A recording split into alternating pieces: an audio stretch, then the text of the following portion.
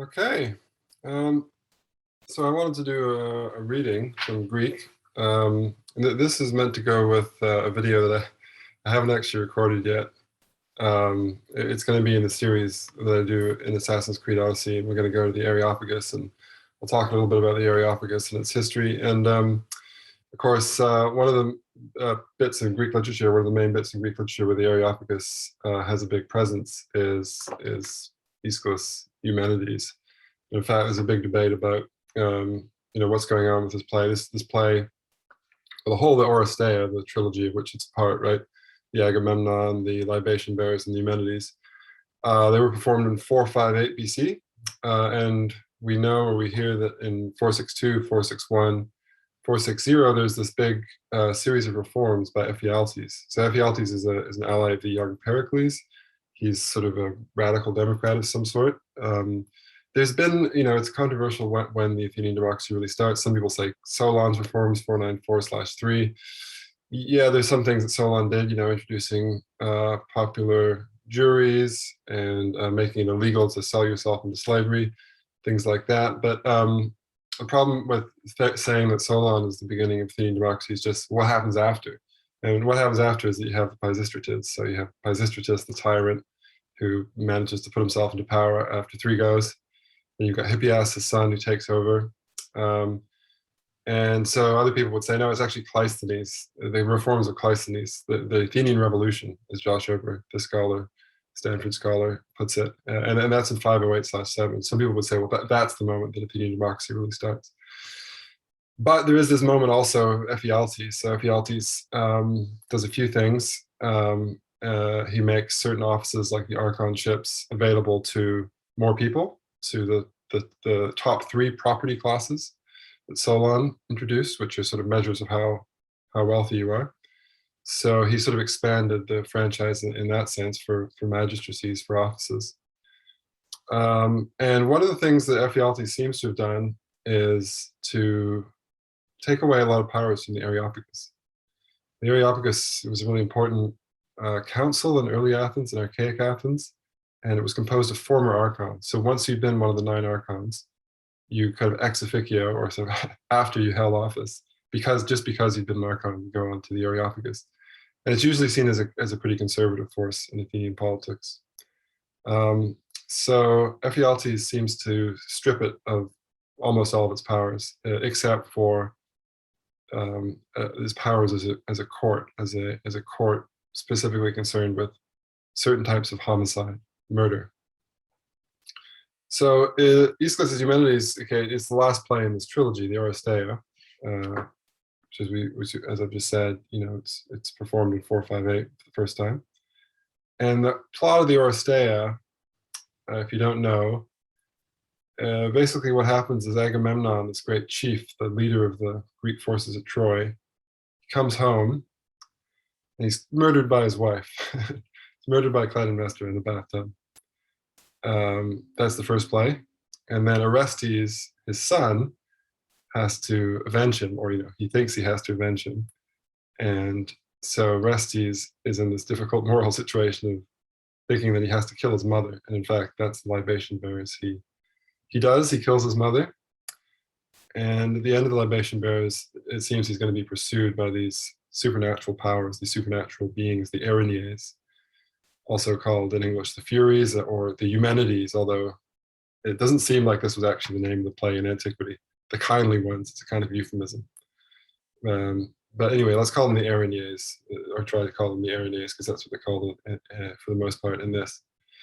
So these are sort of supernatural forces, and they're portrayed as kind of grisly old hags, or a sort of unpleasant looking woman with some kind of violent potentialities who pursue people if they've killed, specifically one of their own kin. So obviously we've had 3 plays already, where blood feud has followed its course. So Clytemnestra has killed Agamemnon because Agamemnon had previously sacrificed their daughter Iphigenia in order to get the favorable winds to get the Greek fleet over to Troy. So that's a case of revenge. And then, of course, Orestes has had to kill his mother, or he's killed his mother, because he wanted to get revenge on her for killing his father. So the question is, when is this going to end?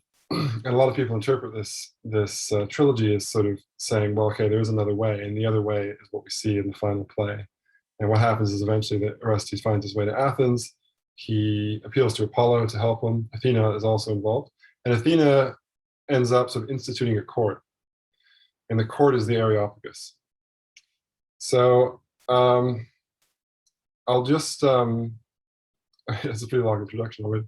But this is going to go together with the other video on the Areopagus itself. But what I wanted to read was this tremendous passage where they heard the arguments for the trial. They had this trial, Orestes and the Furies, about arguing. You know, Orestes and Apollo as his kind of lawyer, as his advocate, have been arguing that, you know, it wasn't so bad that he killed his mother. He should be acquitted, and because, you know, he had to kill her because she killed Agamemnon. Okay, I don't want to go into all the arguments, it's a bit more complicated than that, but that's basically what happens. And the Furies are arguing that he should be found guilty, and then they're going to have a vote. The members of the court are going to come forward and put their drop their secret ballots into a pair of urns in the way that it would have happened in classical Athens.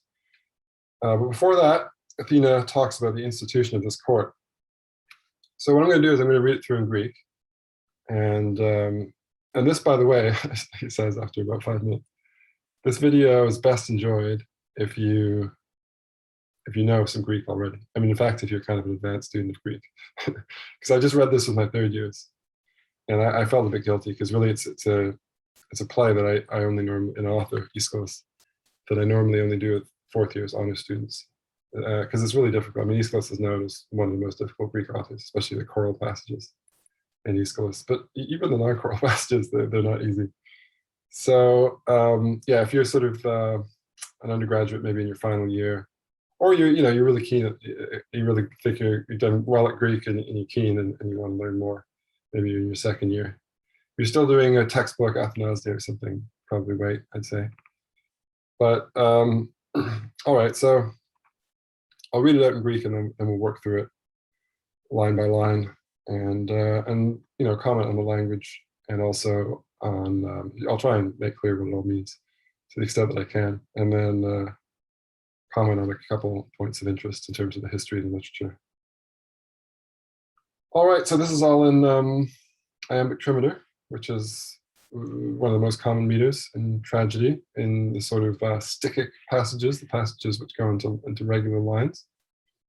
And you know, when the stichomythia, when there's an exchange of lines, line by line, between two characters, or when there is just a rhesis, a speech by a character, as here, is what we tend to get.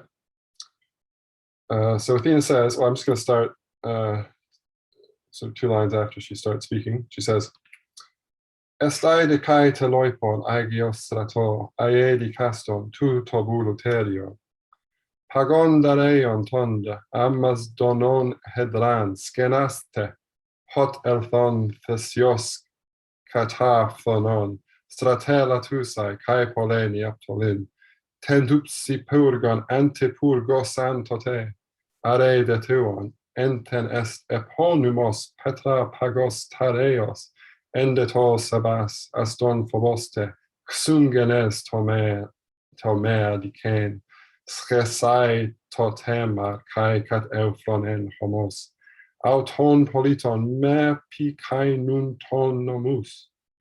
Kakais epiroaisi borboro tudor lampron mi ainon, upot heureseis poton. Tometan archon mette despotumenon, astois peristerusi, buluo sebein, kai metodenon pan polios exobalen. Tiscar dedoikos meden endikos ploton, toyon de toi tarbuntes endikos sebas, erumate choras kai polios soterion, echoit an hoion utis anthroponeche, ut en scutesin, ute pelopos en topos. Ute pelopos en topois. Keldona ticton tuto buluterion, aidoion oxutumon, eheudon ton huper, Gregoros flurema gers katistamai. All right, so estai de kai taloipon agiosato. There shall be also in the future for the army of Aegis, which is the Athenian people, right? So Aegeus is the father of Theseus, who, famously he threw himself into the Aegean, which is why the Aegean's called the Aegean, because Theseus went off to Crete to kill the Minotaur, and his father said, when you come back, make sure to change the sails so they know that you're safe. And he forgot to change the sails. His father thought he died, so he threw himself into the Aegean. So the army of Aegeus there is really periphrasis. It's another way of saying the people of Athens. So there shall be also for the rest of time, for the people of Athens, always tuto boulouterion dikaston, this council of citizens, this council of jurors, sorry, dikastai. So it really says this council chamber of boulouterion, but you know what I mean. You know what he means. And then it says pagon dareon tond, and it should probably be a verb in here, but anyway, there's kind of not. So this Areopagus, this mount of Ares, this hill of Ares, which is what the word Areopagus comes from. And probably the most common myth for the etymology is the most common sort of etiology, right? Etiology is a myth or a story about causation, about the reason that things are as they are, things called the way they are. And the most common etiology for the Areopagus was that there was a trial of Ares back in the day. And Ares killed Helerothios, who had tried to rape his daughter. And so Ares had murdered him. So then there was a trial, and there are different versions of this. Maybe it was a trial of citizens, maybe it was a trial of gods. That was meant to be the first trial of the Areopagus, and that's why it was called the Mound of Ares, apparently. But it seems like Aeschylus wanted to change this, because in his version, this is the first trial. This trial of Orestes is the first trial in the Areopagus. So that seems like an innovation on the part of Aeschylus. So then he kind of has to explain, well, why is it called the Areopagus if this trial of Ares wasn't the first trial in the Areopagus? It was actually this trial of Orestes. What's going on with that? So he prefers to think that actually the reason it was called that was because the Amazons came, and the Amazons came to attack Theseus, because Theseus had gone on an expedition with Heracles in order to get, I think, the girdle of Ares or something. Not quite sure what that was. But anyway, so Theseus had gone there, and he'd also taken an Amazon bride. I mean, taken in a quite literal sense. So the Amazons are furious, and they come to attack. And they set up camp on the Areopagus. And while they set up camp on the Areopagus, they sacrificed to Ares. We think, apparently that's what we're asked to believe. So that's the reason, according to the version that Aeschylus seems to be pushing. That's the reason why this is called the Areopagus. Okay, so he says, Amos donon hedlan scanaste. So the seat of the Amazons and the camps of the Amazons, the tents of the Amazons. So the Areopagus is where the Amazons set up camp before they were attacking the Acropolis. Hot elthon Theseos kata phthalmon stratelatusai. Yeah, so stratelatusai, feminine plural, participle, nominative, making war. So when they came, hot elthon, making war, kata phthalonon Theseos, according to the envy of Theseus. So maybe grudge is a better word. So they dislike Theseus because of what he's done, so they come to attack him for that reason. And what do? Kai pole neoptolen tend hupsi purgon ante purgosen tote. And then tote, they anti-purgosen, they build a counter wall. They build a sort of counter tower. They built this high-walled, hupsi purgon, high-towered or high-walled, neoptolen, new city, pole in the dative, against the city.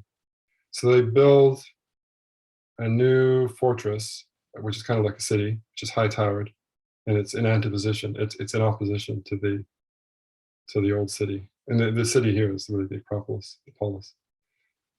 Polis, if you follow the word back into the archaic times, it seems to mean fortified citadel. fortified citadel rather than a city-state, which is what it comes to mean later. So, so this is what the Amazons did. And then what do they do? This is the crucial bit. Are de tuon, they sacrifice to Ares, right? That's why the hill gets its name, according to this version. Enton esteponumos petra pagos teleos. Yeah, so that's what I said, right? Since it says from whence, or whence, and from this, whence is the eponymous rock. So that's why the rock is called that. And whence pagos areos, the Areopagus. It's the same word as the Areopagus, just with the bits switched around, right? So instead of Areopagos, you get Pagos Areos. The te there, of course, is the and, right? And you probably know if you're an advanced Greek student, the te after a word or a phrase is like the chi before it. So it's like que in Latin. The que after the word is like et before it. Endotoi sebas aston phobos te. So, and in this council, endotoi, sebas aston phobos te xungenes. So there's another te there that you put in front of the word phobos. So there's going to be reverence and an inborn fear. Xungenes phobos. So there's going to be reverence and an inborn fear with an added x, the front of the word rather than a s. The reverence and inborn fear aston of the citizens. So does that mean it's actually ambiguous? It's not clear, but it could mean either that the citizens are going to be fearing the Areopagus, or the Areopagus is going to be fearing the citizens. The citizens are going to make sure they keep the Areopagus in line, they don't overstep their powers. Which obviously, it could have relevance to this whole reform of Ephialtes that just happened in Athens, and in the very end of the 460s. So there's going to be reverence and inborn fear about what? Well, first of all, it shall hold, scarce, it shall hold them, echo, right? Future of echo. Tome adicane, to not, it literally says to not be just. So, so verbs of fearing always have an extra sort of meh, or a negative in Greek. So it really means there's going to be a fear holding them so that they don't do injustices, they don't do harm. And it's going to hold them ta temar kai kat uflonen homos. Equally homos, the day and the night. Uflonen is one of these Greek euphemisms. Greeks often give things which are slightly sort of shadowy, like the night, a kind of nice word to make them a bit nicer. Eumenides is an example, right? Even though, as I said, it probably wasn't used in this play back in the day, in the classical times. But they call them the kindly ones because they're quite scared of them, and they want them to be nicer, so they call them something nice. So equally the day and the night. Auton politon, the citizens themselves, me pikai nunton nomos, citizens themselves not introducing new laws. All right, so this is actually, we're getting into some of the really juicy bits for the interpretation of the play, because, it says that citizens themselves shouldn't introduce new laws. And it's actually an incredibly radical thing if you think about it. I mean, you're in the midst of the Athenian democracy, just as it's radicalizing in the 460s and 450s. And this Athena is saying to them, the citizens should not introduce new laws, which we just shut the whole thing down, right? Pericles is about to introduce a new law in the 440s that the jurors should have pay from the state. So as Athena, are we meant to think that was bad? Well, I think that what's going on here is that the Athenians and the Greeks in general, they have this sort of conservative bent with a small c, in the sense that even though the Athenian democracy was actually quite radical, they often present reforms as going back to the past, because that has all the sort of mana in their society is the traditional ways. So they can say, oh, we're just going back to the ancestral constitution of Solon. For some reason, they always talk about Solon. They don't talk so much about Cleisthenes. Try not to take it personally, but anyway. So, so they always say, these look like reforms, but they're actually going back to the original ancestral constitution. the patria politeia, as they start talking a lot about that at the end of the 5th century when they're introducing a lot of reforms. Anyway, so apparently the citizens aren't allowed to introduce new laws, and then Athena follows it up with this image, explaining why, expanding on this. Kakais epiroesi borboro tudor lampron miainon upot hureseis poton. Yeah, it's almost sort of like a little proverb, right? So miainon, so polluting clear water, lampron hudor, with kakais epiroesi, with bad or evil inflows, and with mud, borboro. Hureseis, that's the famous verb from which we get eureka, heureka, right? So in the future here, you will never find upote, you will never find drinkable water, poton. Cute accent at the end because there's a hiatus, there's a little pause at the end of the line. So poton, rather than if there was another word after it, straight after the accent would go grave, right? It would be baritone, that word.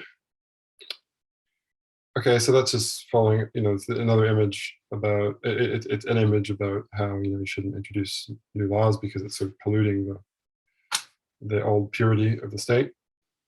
And then she says, Tometan Archon, this is actually a really interesting passage if did in the history of democracy or republicanism, sort of seems to lay out a middle way. And Egon Flagg's book, German scholar Egon Flagg's great book about the history of democracy, or about the history of majority rule worldwide. It's called Die Mehrheitsentscheidung. He actually uses that at some point as an epigraph at the beginning of one of his chapters. So what it says is Tometan Archon meta disputumenon. Astois. So Tometan Archon meta disputumenon is so neither the anarchon, the lack of rule, nor the despotumenon, nor the state in which you're in which there's a despotism, in which you're sort of dominated. So neither anarchy nor tyranny, really, effectively, is what it says. I buluo to the astois, do I advise to the citizens that they peristalusi, that they maintain sebane, that they uphold to revere. So basically, I don't recommend that the citizens uphold and revere neither anarchy nor tyranny. And I also recommend that kai mea todainon pan polios exo balein. I recommend that they never entirely pan is sort of adverbial here, accusative, neuter accusative often be affectioned as an adverb. And never throw out of the city todainon. Todainon, dainos is a big, interesting word in Greek. Paula todaina, right? And Sophocles says in the Antigone. Daina, it means wonderful, but it can also mean sort of terrifying, horrific. And so Athena's saying, I advise the citizens never to completely dispense with fear, basically. We always need a bit of fear in society to keep people in check. That's the claim here anyway. And again, she follows it up with a rhetorical question. Tiska adoikos meden endikos platon. So whoever among mortals was endikos, was just, didoikos meden, fearing nothing. It's really a perfect participle in form, but so who among mortals was ever just without any fear of anything?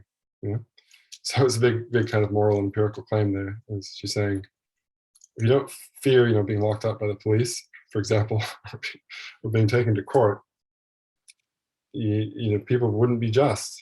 So you might think, well, maybe they would if they had good education. Maybe you're an Aristotelian. Okay, Aristotle's later, but maybe you have some theory about, well, people will be good if they, I don't know, later you might say if they believe in a just God, then they'll have an internal commitment to morality, and that will mean that they don't need the police. Or maybe you're with Rousseau and you think, oh, people are just naturally good. If you got rid of all the police and stuff, then everything would be fine. But anyway, that's not the claim here. That's not what Athena's saying. She's saying nobody is good unless they have some fear of punishment. Tonde toi tarbuntas endikos sabas ermate cholaske polios. Okay, so fearing such or sort of trembling at such reverence, justly, you might have, or may you have, echoit, second person. May you have an eruma of the chora, about 3 shorts there, eruma, because one of the longs, you can have a long, metrically long syllable, which resolves into 2, of course, 2 shorts, of course. So you will have a bastion of the land and a salvation of the city-state, soterion polios. And what kind of bastion and salvation? Well, hoion utus anthropoinake, of the sort which no one among humans has. So there's a strong claim. It's not going to just be any council. It's like the best constitutional order. It's the best council. It's going to provide a salvation of state such as nobody else has in the world among human beings. And the human beings includes, even non-Greeks. So then it says uten skutesi ut peloposen topois. There's 3 shorts there too, peloposen. Yeah. So it's the best council, the best constitutional ordering anywhere, and that includes Scythia, and in the places of Pelops. So nor in Scythia, nor among the Scythians, nor in the places of Pelops. So the Scythians, of course, are up in the northeast and of Greece, or northeast of the Greek cultural sphere, and they're sort of these shadowy people on the edge of the world. And the Greeks have various myths about them, but because they're sort of not very well known, but they're sort of known, Greek philosophers like to sort of project utopias onto them. It's something that all people do. We say Canada is this utopia if you're in America, or New Zealand, or whatever it is. So the Scythians sometimes get a bit of that. Scythians are perfect. They're living in, have a perfect eunomia, state of eunomia, good government, as it's called in the Canadian Constitution. And the places of Pelops are, of course, the Peloponnese. But it really just means Sparta. It's one of these metonymies. Is that synecdoche? I can't remember. When they really mean Sparta. They really mean one place, but they're talking about the whole area for one place. Okay, and then there's more description of the Areopagus. Keradon atikton tu tobuluterion. So this council building, again, it really means council boule, which I guess bulletarians is really helpful for when you're writing iambic trimeter. Fills a lot of space. So this council building is untouched by profits or corruption, basically bribes, keradon. It'll be aidoion, reverential. It'll be oxutumon, sharp-witted, sharp-spirited. I think it's more sort of sharp-spirited than it'll. If you're out of line, it'll get you. And hudonton huper, yeah, with the acute accent, because the preposition there is after part of the phrase. Sharp-spirited, and it's an egregoros flurema. Yes, it's an awake, it's a woke bastion, or flurema, an awake garrison of the land. Hudonton huper, on behalf of the sleeping. So it's going to be awake, and it's going to be defending the land, even though most people are asleep, in the metaphorical sense. Oh yeah, kathistama. I forgot the verb. I set up, so that I established. Athena's saying I'm establishing it. And obviously, part of the whole discussion about this play is, what side is Aeschylus on here? Is he for the reforms that Ephialtes brought in, or against them? It's hard to tell, but one of the things is for sure is that he's stamping the kind of authority of Athena on the Areopagus. He's saying this is a divinely ordained order. She's the one who's establishing it, and she's obviously the patron saint of Athens, so that gets you quite a lot in Athens. Actually, this is the end of the passage I wanted to look at. So let's just go back a little bit, because that's the sort of main issue that I wanted to talk a little bit about at the end, which is just, so we have these reforms in 461 where Ephialtes basically strips all the Areopagus powers except for murder, except for its powers as a murder court. So here, it seems to be saying, at first glance, it definitely seems to be saying you shouldn't make any law. This is the Areopagus. Athena's established it. she's also saying you shouldn't change anything, you shouldn't make any new laws. So the first wave of scholarship, like a lot of the early scholarship on this, just said, well, that it's clear that Aeschylus is a conservative or even a reactionary, and he's against what Ephialtes did, and he's saying, keep the Areopagus the same. And then later on, maybe the 70s, around there, scholars like Kenneth Dover, for example, has an article where he points out, well, actually, if you look at the debate over the Areopagus at the time, it seems that the reformers, as usual, as I just gone through, as I went through at the beginning, as usual in Greek politics, the reformers presented their reforms not as innovation, but as kind of going back to the previously established order, to the true way, the true ancestral constitution, the true original way of doing things. So if that's the case, then saying that you shouldn't make any changes, it may actually be supporting Ephialtes. If Ephialtes presented his reforms as actually doing away with changes that had sort of accreted to the Areopagus, and there's some evidence of this, that's exactly what he did. So, I mean, this is basically one of the, I'd say it's the most debated thing about this play, and this passage plays a crucial role.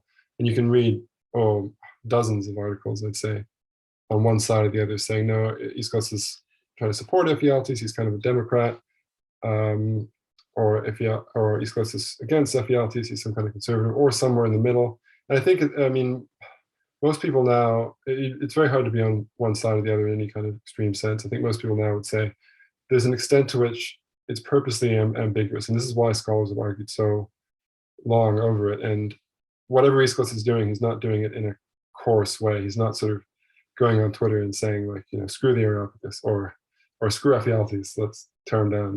It's very much, he clearly has a lot of respect for the Areopagus. But what does that mean in the context of 458?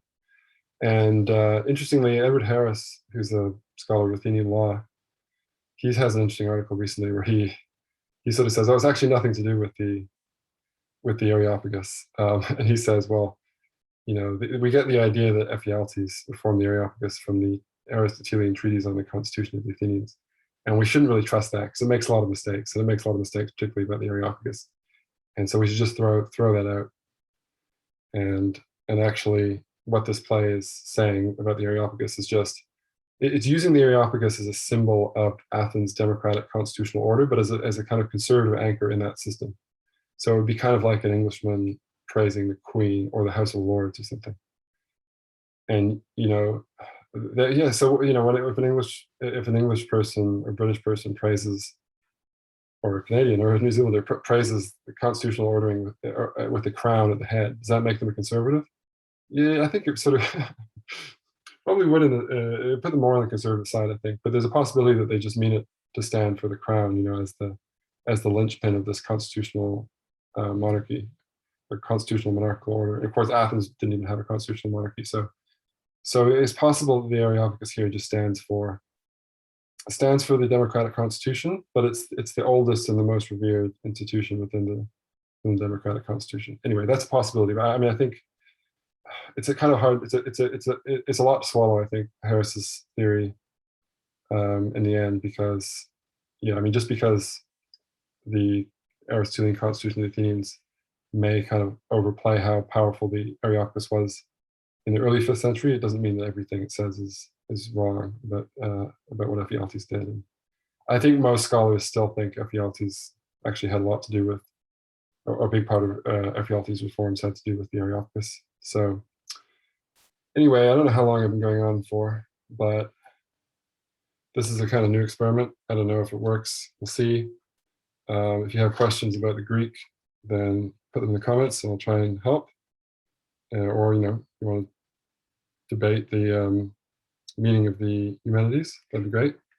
I'll probably put some links to Harris's paper and maybe a few others in the description. And also, I should do a big shout out to Alan Summerstein.